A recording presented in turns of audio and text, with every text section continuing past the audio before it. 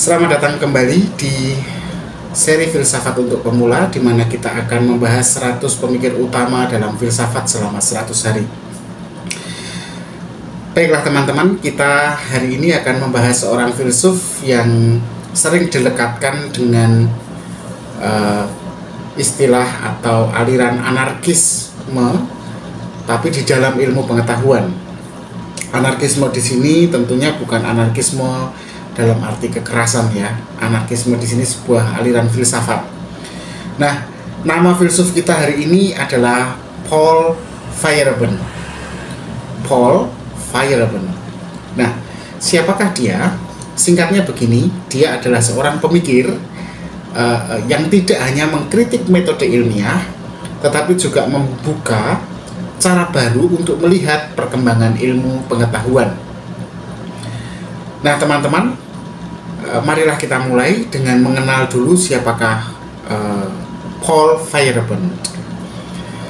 Feyerabend lahir tanggal 13 Januari 1924 di Wina, Austria. Dia tumbuh di tengah lingkungan Eropa yang penuh dengan ketegangan politik dan juga ketegangan sosial, utamanya menjelang Perang Dunia II. Nggak bisa dibayangkan bagaimana sebuah negara menjelang perang gitu ya.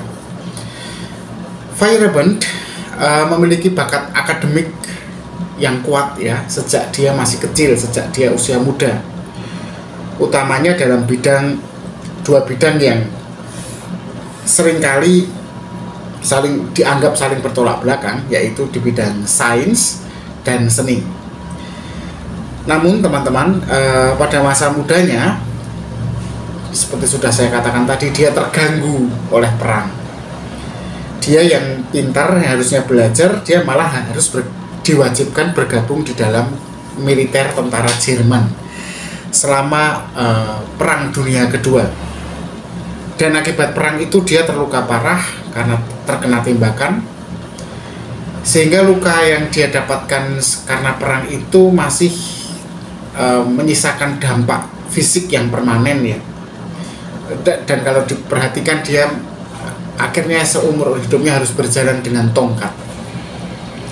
Nah, setelah perang, Feyerabend kembali ke dunia akademik, di mana dia awalnya mempelajari ilmu fisika di bawah bimbingan Werner Heisenberg, seorang tokoh penting dalam fisika kuantum.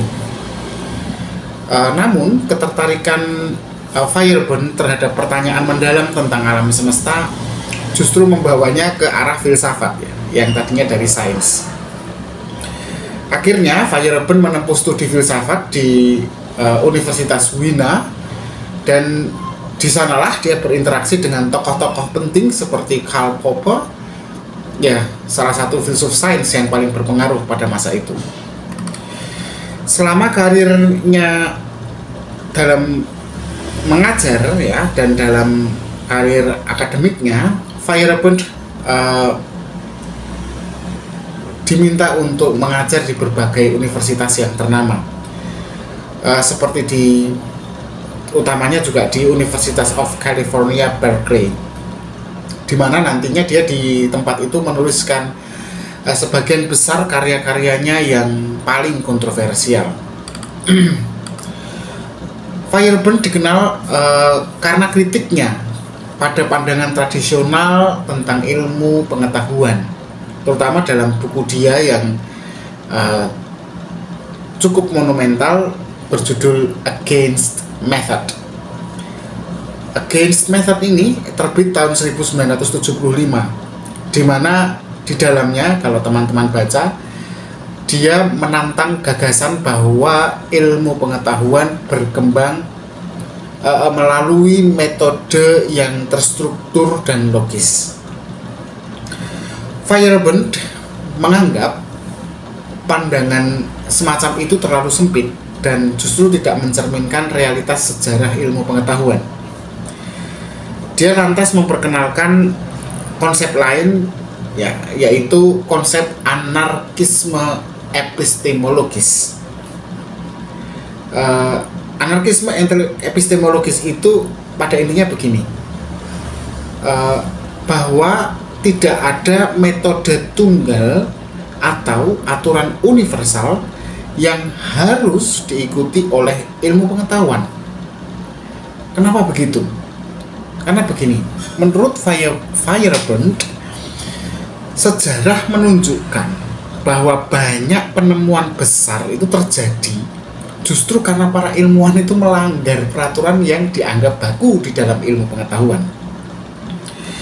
Sebagai contoh, Feyerabend kemudian mengutip Galileo Galilei, ya, kisahnya, yang memperjuangkan teori heliosentrisnya.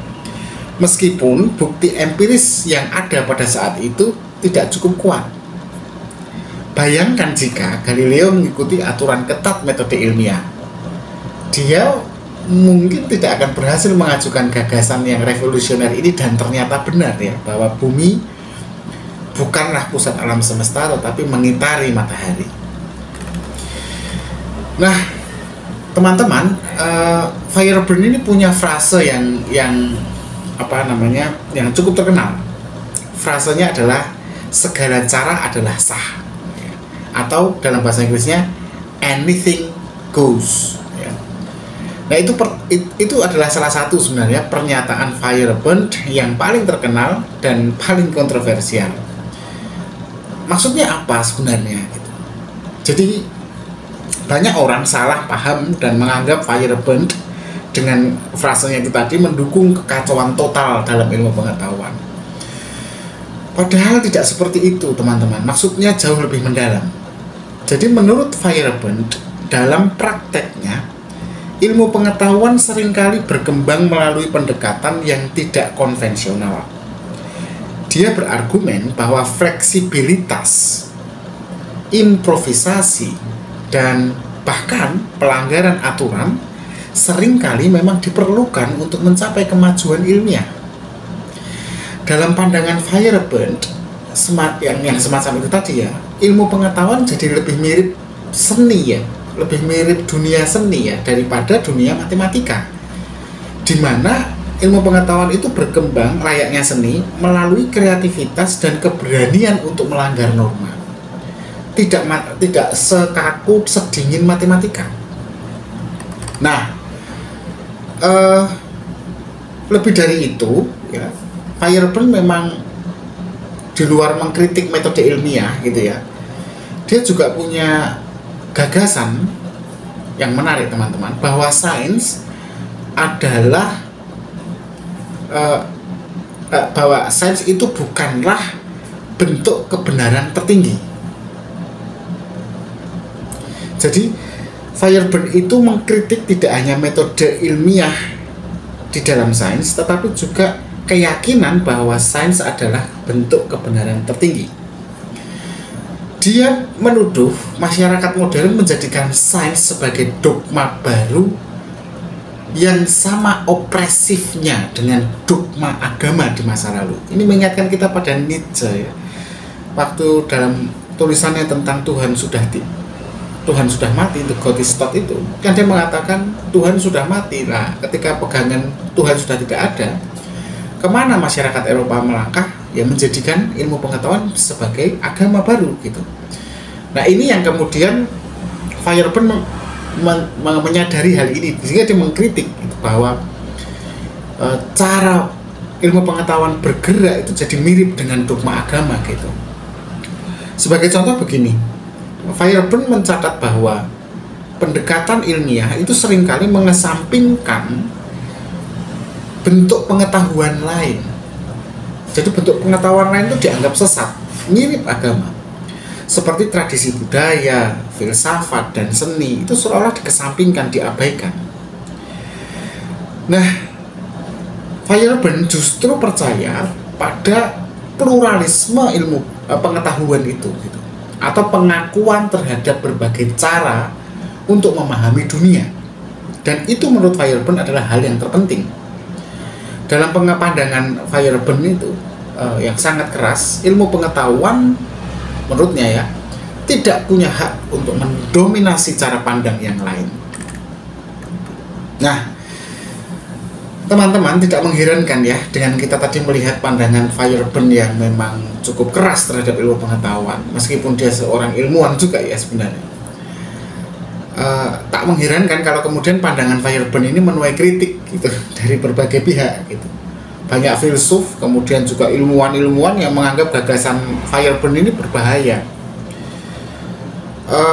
Karl Popper misalnya, mantan gurunya, mantan mentornya, menganggap bahwa ini bahaya nih muridku ini. Kenapa? Karena tanpa metode ilmiah, sains tanpa metode ilmiah seperti yang diinginkan Feuerbach tadi ya, sains bisa kehilangan kredibilitasnya sebagai sarana mencari kebenaran. Bahkan teman-teman, beberapa kritikus menuduh Feuerbach ini mendukung relativisme ekstrim, di mana tidak ada kebenaran tunggal tapi segalanya itu benar gitu ya, hanya ditentukan oleh sudut pandang gitu. Itu relativisme. Nah, ini relativisme yang ekstrim, dan Feuerbach itu dianggap adalah bagian dari itu. Tapi Feuerbach melihat kritik-kritik kepada dia itu, dia menanggapinya dengan menunjukkan bahwa sejarah sains itu sudah mendukung pendapat dia.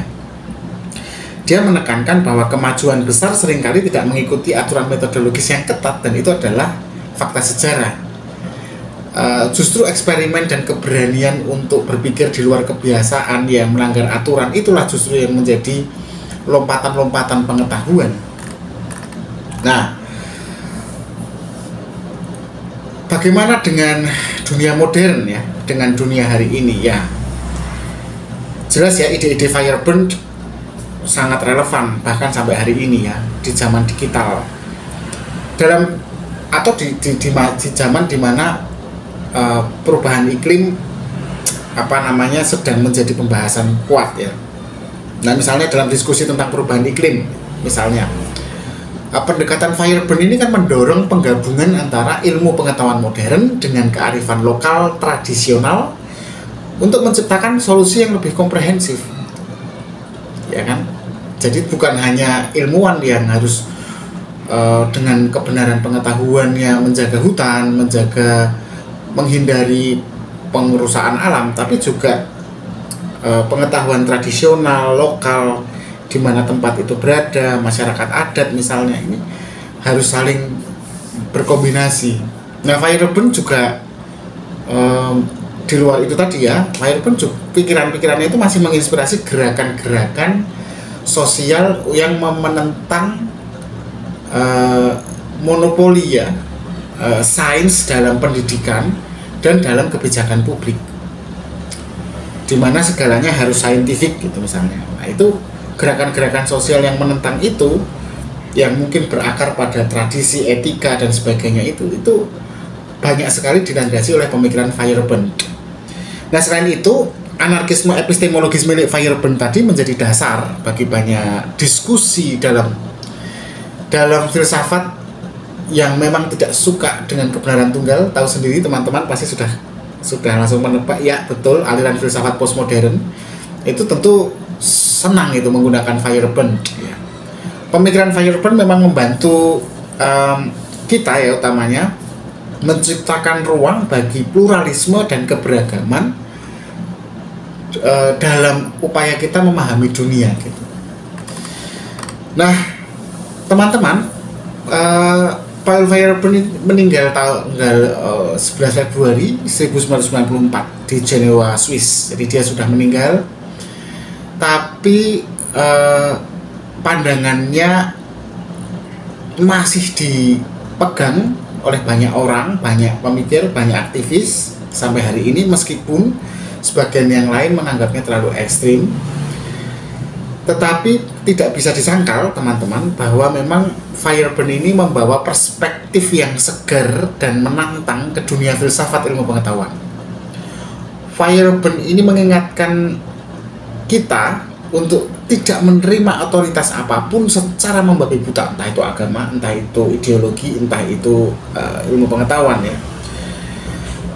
Bahkan ya dalam sains sekalipun itu tidak boleh kita menerima otoritasnya secara membabi buta. Kita harus tetap kritis. Nah, warisan intelektual semacam ini itu mendorong kita memang untuk terus berpikir kritis, menghargai keberagaman dalam arti membuka pikiran kita, open minded gitu ya, dan selalu mempertanyakan status quo yang seolah-olah dipertahankan terus tanpa ingin perubahan. Paul Feyerabend adalah bukti teman-teman bahwa filsafat memiliki kekuatan untuk mengguncang dasar-dasar cara kita melihat dunia.